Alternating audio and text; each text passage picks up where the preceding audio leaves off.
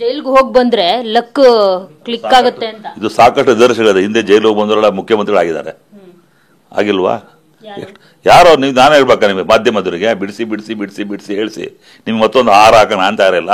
ನೀವು ನಿದರ್ಶನ ಹೇಳಿದೆ ಜೈಲು ಹೋಗ್ಬಿಟ್ರೆ ಆರೋಪಿ ಹೊರತು ಅಪರಾಧಿ ಆಗಿದಾರಾ? ಬಿಡಿ, ಹಿಂದೆ ಎಲ್ಲೆಲ್ಲ ಎಂತೆಂಥವ್ರು ಮಹನೀಯರೆಲ್ಲ ಹೋಗಿ ಬಂದರು, ಏನೇನಾಗಿದ್ದಾರೆ ಭಾಳ ನಿದರ್ಶನ. ಹಂಗೆ ಸಿನಿಮಾ ಕೂಡ ಒಳ್ಳೇದಾಗಲತ್ತ ಆಶಿಸ್ತೀನಿ ಅಷ್ಟೇ.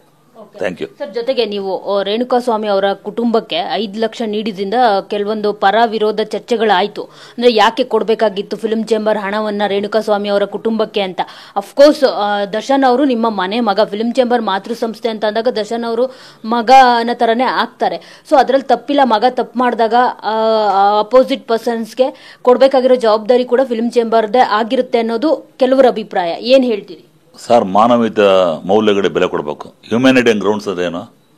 ಮನುಷ್ಯತ್ವ, ಮಾನವೀಯತೆ ಎಲ್ಲ ಇಟ್ಕೋಬೇಕು.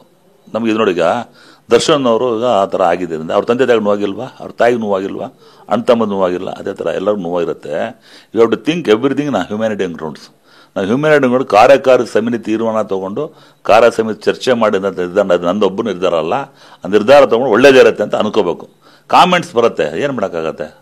ಅದು ನಾನು ಇಂಡಿಪೆಂಡೆಂಟ್ ನಿರ್ಧಾರ ತೊಗೊಂಡು ನಾನೇನು ಮಾಡಿದೆ, ಇಟ್ ಬಿಕಮ್ಸ್ ಇಲ್ಲಿಗಲ್ ಆಗುತ್ತೆ. ನಾನೆಲ್ಲ ಕಾನೂನು ರೀತಿಯಲ್ಲಿ ಚರ್ಚೆ ಮಾಡಿ ಮಾತುಕತೆ ಆಡಿ ಕೊಟ್ಟಿರೋದ್ರಿಂದ ನಾನು ಜವಾಬ್ದಾರಿಯನ್ನು ಲೇಸ್ ಅಂತ ಕಾರ್ಯಕಾರಿ ಸಮಿತಿ ತೀರ್ಮಾನದ ನಡ್ಕೊಂಡೆ ಹೊರತು ನಾನು ಪ್ರೆಸಿಡೆಂಟ್ ಆದ ಏನು ಬೇಕಾಗ ಮಾಡಬೇಕು ಅಂತ ಇಲ್ಲ, ನನ್ನ ಅಧಿಕಾರ ನನಗಿಲ್ಲ.